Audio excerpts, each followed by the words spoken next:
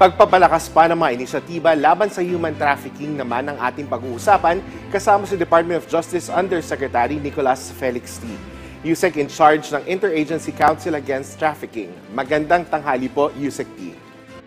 Magandang tanghali, Asik Dale. Magandang tanghali, Asik Weng. Salamat sa pag-imbita sa inyong programa. Apo. USEC, kamakailan po ay may naaresto na 2 Taiwanese at na-rescue na 5 OFW sa NAIA kaugnay ng trafficking scheme. Nasaan na po ang 5 OFW na nailigtas? Yung 5 OFW na naligtas ay na-endorse na namin sa DSWD at kasalukuyan ay sila ay nasa isang shelter natin na binibigay ang kanilang mga pangangailangan. Sir, nasaan naman po yung 2 Taiwanese na inaresto at ano po yung kakaharapin nilang mga kaso? Yung 2 Taiwanese ay nasa custodial facility ng PNP at sila ay haharap ng mga kaso ng qualified trafficking persons at large-scale illegal recruitment.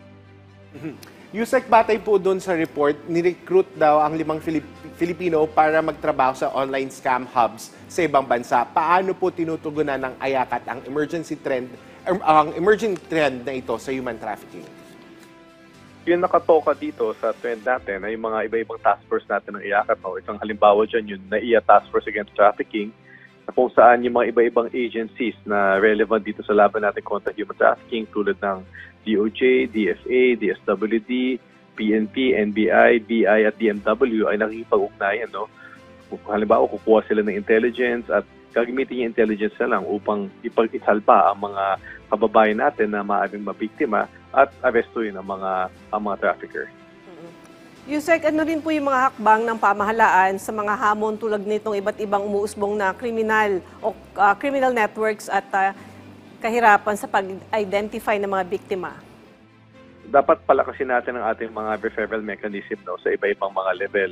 Hindi mahirap na kung aasa lang talaga tayo sa intelligence sa mga law enforcers or sa Bureau of Immigration. So importante dyan sa level ng mga komunidad ay may mga tao na magre-report. Mahalaga din na yung mga biktima mismo ay sila ay mahimok na mag-report kaagad. Kung halimbawa, umpisa pa lang ay bine-recruit na sila at may duda na sila sa recruitment, sana mag-report sila agad.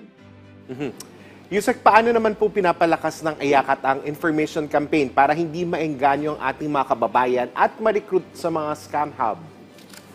Yung IACAT, meron itong communications plan na na-aproba noong 2023 at ikalat na to sa mga iba-ibang member agencies. Yung mga member agencies may kanya-kanyang mga comms plans o mga comms material upang maipalabas ng balitang to. So titingnan natin, halimbawa sa Bureau of Immigration, sa DMW, dalawa to sa mga ahensya na sobrang aktibo magbigay ng mga babala sa ating mga kababayan upang maligtas sa mga ganitong mga peligro.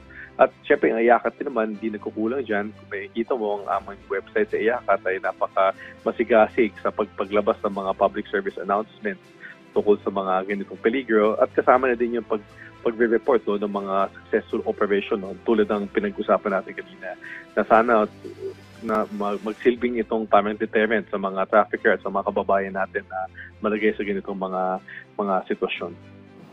Sir, saan naman po nakatutok yung IACAT sa pagpapatupad ng mga estratehiya sa ilalim ng National Action Plan? May four-pronged strategic action plan yung IACAT. 4 na aspeto ang dapat tutukan natin dito. Nandiyan yung prevention, protection, prosecution, at partnership.